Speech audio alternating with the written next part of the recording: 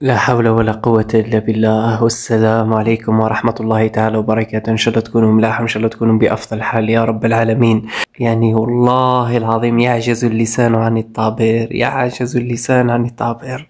يعني كي نشوف أوضاع وأحوال مثل هذه في الجزائر، والله نتأسف خوتي العزاز. وصلت بنا للدرجة هذه، وصلت بنا للدرجة هذه. عدت الأرواح رخيصة للدرجة هذه لا حول ولا قوة إلا بالله. الحادثة اللي صارت اليوم حادثة مؤسفة جدا، وهي لحظة سقوط المناصرين. يعني على باليش كما أنا ما شاهدتش المقابلة، يعني ممكن كان فيها تهاوش وتلاصق حتى تم سقوطهم. يعني والله شيء مؤسف كي تشوف حوايج كيما هذو خاوتي. والله غير عييت، قلبي راح يتقطع يا خاوتي. المهم إن شاء الله برك، إن شاء الله برك. أنا ما زال ما تبعتش الأخبار، لكن جيت راح نقول لكم ونوصل لكم هذا الميساج. يعني إلى متى على السلطات أنها تتدخل؟ يعني خلاص، خلي مقابلات بدون جمهور يا خويا عادي.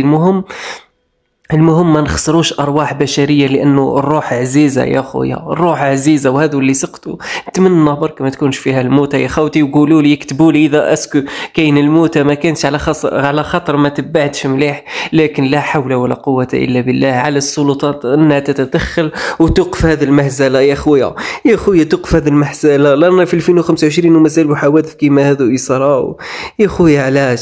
علاش عليكم لا حول ولا قوة إلا بالله. خوتي طمنوني والله ماني فاهم فيها والو. السلام عليكم.